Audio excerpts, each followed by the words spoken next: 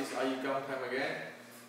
So today I'd like to share with you my response or my answer on a few questions which is our Wing Chun friends asking me.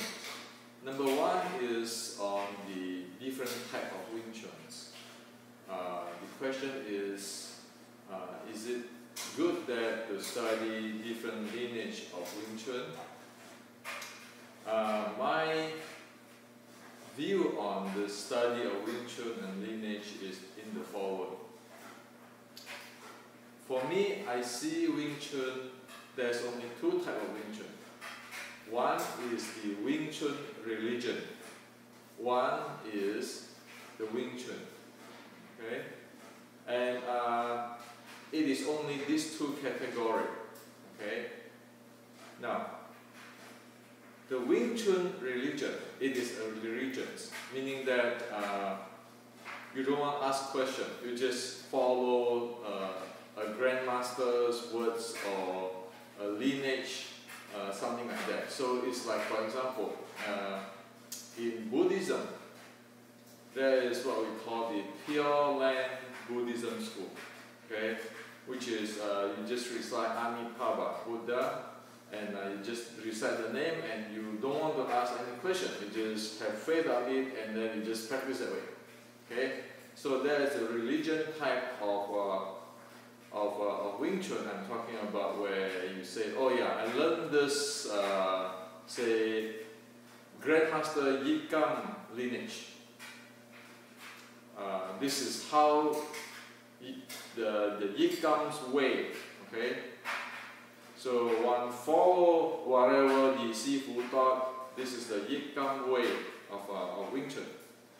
There's no reason. You just have to have faith of it. You just have to practice it. So it's like reciting Amitabha Buddha. Amitabha Buddha. You recite it, and you don't want to ask anything at all. Okay, you just follow it. So that's what I call the religious way. And often we can see that there's different grandmaster way of Wing Chun. Okay, that's why I make example of this iYikKam Wing Chun way. Okay. The second type is the Wing Chun, which is got to be scientific. It's like what teaching by Guan, the general, or similar to the Zen Buddhism, where one has to know everything. It has to be scientific. Okay? And so this is these two ways of Wing Chun, and different ways are needed. However, the religion's way often turn into a cult. As we know, in the history of even Buddhism, it turned into cults, like the reciting of Buddha, it turned into the White Lotus cult and so forth. Just, okay, follow the grandmaster, okay, the guy who create the religion, okay. So those are the type many of us practice today. I mean, is it good or bad? Well, different thing might suit different people. However, I personally like the Guan way, the scientific way, the education way, the Zen way. Not about, hey, just trust me, okay, this is the Hendrik way, you follow me. Well, I don't like that, okay. Because saying this is the Hendrik way doesn't solve the law of physics issue, doesn't solve momentum. And the same thing is so-called internal art. Internal art today mostly are religion. They talk about Qi, Jing, Sun and everything, but really it is just a religion, because in the real Chinese, the 613.3, it is a science. It's got nothing to do with religion. Okay, you don't have to believe it, and in fact you don't want to believe it. You want to experiment and get result from it. Okay? So this is a two type of Wing Chun out here in the world today. And it's up for everybody to choose what they like. And for me, my approach of studying Wing Chun is the educational way, the scientific way, the reasonable way, the Qi general Qi way, not the religion's way, because I really don't think, for me, that go anywhere, but just become some kinds of belief or some kinds of one guy follow the other guy without knowing anything else. Okay, but that's just for me. Other people might find suit them better because they don't have to think about so many things. They're just thinking, oh, my grandmaster can do that, so I do this, and it will works. Okay, but that doesn't suit me. Okay. Now, the second thing is about this feet. Okay. In the practice of Wing Chun, in the practice of the Xiulin Tao, this is the feet. If one wants to have an agile, dynamic development of Wing Chun in Xiulin Tao, without this, it is trouble. This is trouble because this lock up. So the Xiulin Tao become actually a ritual. It doesn't support this dynamic, and it does not support mobility. It's also not support the seven bowls full handling. So this one is the way how one use for practice Xiulin Tao or even doing Qi Sao. This is very simple. It is scientific. Anyone can just go try using this type of legs stance to practice Xiulin Tao and see what happens. See, is that true that when the body moves, the feet, everything, the whole body move and the integrations. And one can compare with this and see what happens. Okay, when the one move the hand, will the lower part body echo and support it, or it is just feel heavy there? Okay, and in the Qi Sao, which is give one more mobility and stability and can use the Wing Chun mechanics. So it is that simple. You don't want to believe me, you don't want to trust me, you don't want to do that because again, I am not starting a religion. It got to be scientific. Okay, as we talk about, it has to be mutual, confirmed with the law of physics. That's the second one. The third one is people ask me that so if people practice the Xiulin Tao, should one get rid of this Tai Bong Sao? In my opinion, you don't have that in 1840s. So get rid of it. Okay? So Bong Sao is actually from here. Remember this in the Wing Chun, in the Xiulin Tao form, it is not this. If you do this, it is just moving the joints. Okay? It is actually a bong. This is a bong. Okay? This is a bong. This is a bong, and then press. And if you do that with this leg, you see, with this type of leg, the body is spinning with the toe. And then this is close by with the what do you call it, the Wing Chun mechanics. Okay, so this is the way, and you don't need to do this kind of stuff where you break the whole thing. Okay, because bottom line, what you need is the Wing Chun toe mechanics and Wing Chun mechanical advantage.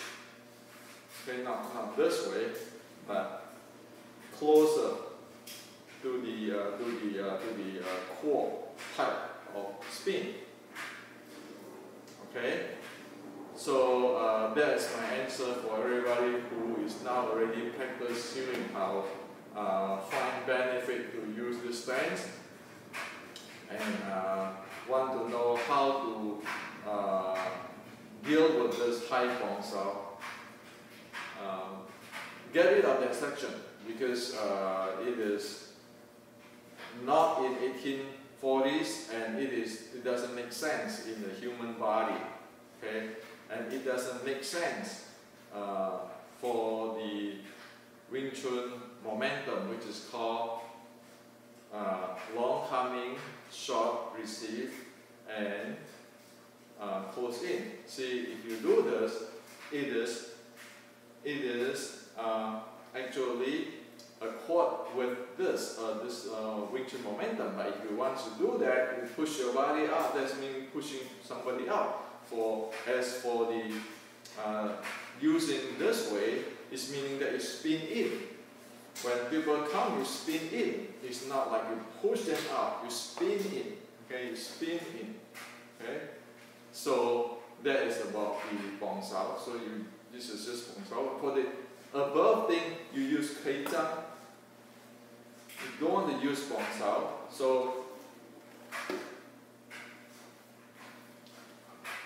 So if this is for lower here, you use the bong. But in this high, if I use kei zhang, you see, if you look at it, if I use bong here, this whole thing, the shoulder blade, everything is disconnected and pushing away. Now you use kei zhang, you get in. You get in from here. Okay? So that is the case on the lower bong sao. And so where is this kei zhang hidden in the iYikKam? Where is this kei zhang?